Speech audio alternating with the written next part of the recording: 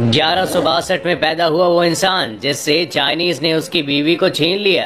बीवी को बचाने के लिए और अपनी लूटी इज्जत का बदला लेने के लिए उसने पूरे चीन, मंगोलिया और रूस तक को गुलाम बना लिया था। हम बात कर रहे हैं चंगेज खान की, जिसने मरने से पहले दुनिया के 22% हिस्सों पर कब्जा कर लिया था। चंगेज खान इतना ताकतवर था कि वो भारत के बॉर्डर तक भी आया था, लेकिन फिर भी वो भारत पर बिना हमला किए ही क्यों लौट गया। भारत के बॉर्डर से चंगेज खान के चुपचाप लौटने की कहानी की शुरुआत सन 1220 के आसपास शुरू होती है, जब चंगेज खान लगभग पूरे मंगोलिया और चीन पर कब्जा कर चुका था और सिल्क रूट पर पकड़ बनाने के लिए अपने एक दूत को उस समय के सबसे फेमस सल्तनत यानी खावरिज्म सल्तनत में भेजा। लेकिन सल्तनत के बादशाह अलाउद्दीन मोहम्मद सेकंड ने उस दूत का न सिर्फ मजाक बनाया बल्कि उसकी बेइज्जती करके उसे भरे दरबार में जान से मार दिया। कुछ टाइम बाद चंगेज खान ने अपने 3 और दूतों को बादशाह के दरबार में भेजा। इस बार भी मामला वही था। बादशाह अपनी सत्ता के नशे में चूर था और उसने तीनों को जान से मारने का आदेश दे दिया। लेकिन बाई चांस 3 में से 2 दूत कैसे भी करके वापस चंगेज खान के पास आकर बादशाह के घमंड की पूरी कहानी सुनाते हैं। कहा जाता है कि चंगेज खान बादशाह के इस रवैये से इतना गुस्सा हो गया था कि बिना एक भी सेकंड गवाए तुरंत ही युद्ध के लिए निकल गया। रास्ते में हर जगह मौत की फसल बोकर जब चंगेज खान सल्तनत पहुंचा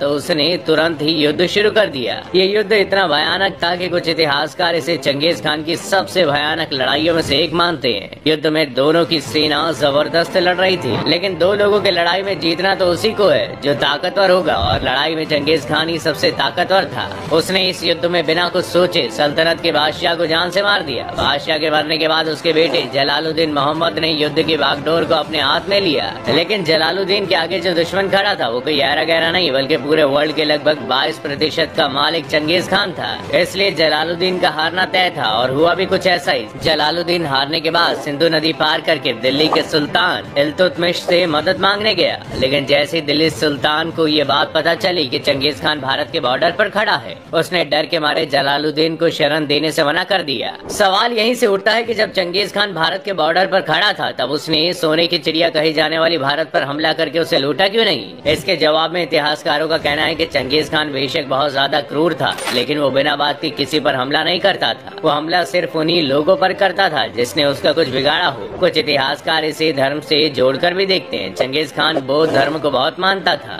और वो ये बात अच्छी तरह से जानता था कि भारत गौतम बुद्ध की जन्मभूमि है, इसलिए उसने भारत पर हमला नहीं किया। और बात रही भारत पे पैसे के लालच में हमला करने की, तो इतिहास बताता है कि चंगेज खान को कभी भी पैसों का लालच नहीं था और ना वो सिकंदर की तरह दुनिया जीतना चाहता था। वो बस उसी से लड़ता था जिसने उसका कुछ बिगाड़ा हो। आपको क्या लगता है, अगर चंगेज खान भारत पर हमला कर देता तो क्या कभी मुगल या अंग्रेज भारत आ सकते थे? हमें कमेंट करके जरूर बताइएगा।